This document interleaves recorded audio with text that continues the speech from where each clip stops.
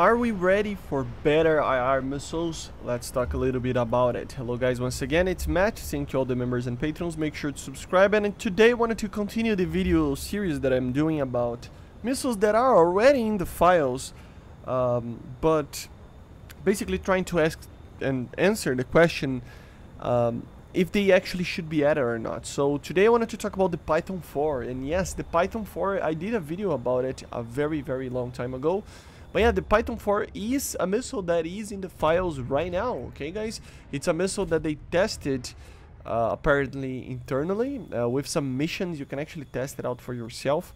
But at the end of the day, it is a missile that they probably are considering adding, you know? So are we ready for something like this? Well, we gotta take a look on the performance again and what is the Python 4, just like we did with the MatAWG and the R77-1, right? The Python 4 is basically just the evolution from the late 80s, more likely 90s, you know, from IR missiles made by Israel, right? And with the idea in mind that the objective was to introduce many types of new technologies that, to be honest, the Python 3 just lacked, and a lot of the other missiles made by other countries were actually getting, so they need to keep up, of course, right? And they actually managed to make a missile that it's one of the best missiles ever made, especially at that time, you know?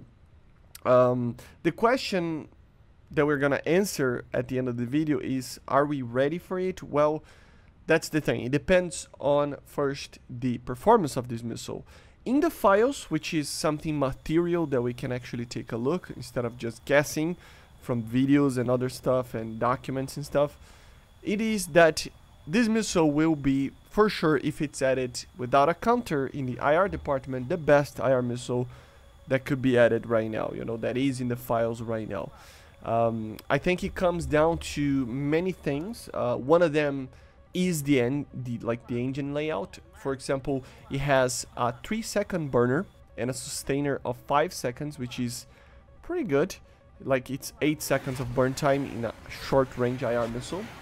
These 8 seconds are normally used in, like, you know, R77s, stuff like that, like BVR missiles, right? So it is a missile that has a lot of energy, and this is where I think the problem kind of starts, okay? So this missile will have a delta V, which, remember, it is basically a measurement of energy of the missile.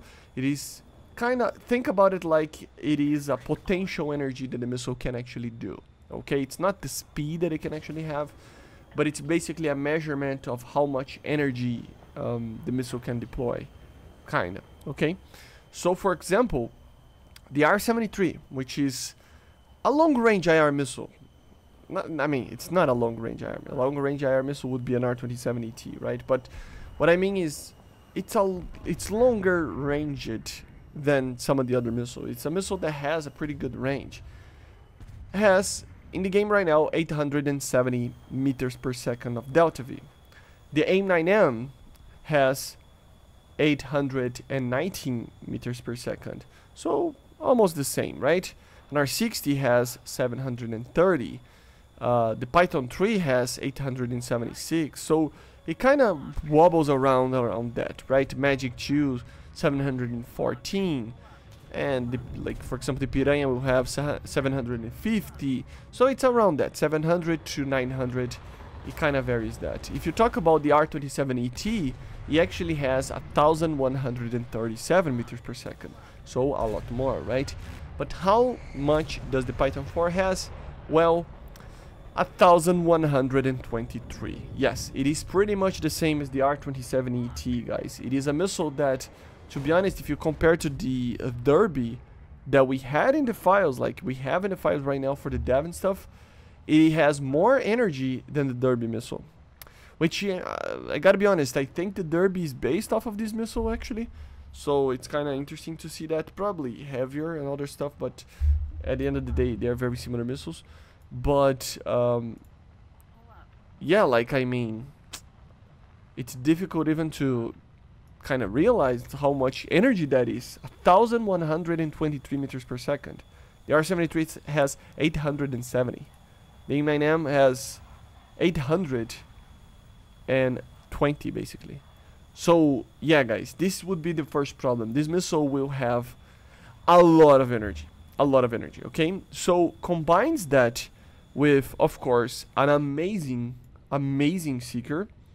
The seeker, I gotta be honest, it's very similar to other seekers that we have, but I think the pinnacle here is that it has a different type of ECCM, right? Or basically IRCCM, or whatever you want to call it inside the game. You can change names and stuff, but IRCCM, right?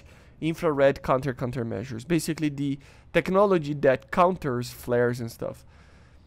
The R73 has basically an FOV. The MatAWG, all these missiles, they have an FOV IRCCM, so basically means that it has a larger FOV. When it locks, it basically becomes smaller, and then basically taking the chance of a flare getting to the FOV and confusing the missile to be smaller.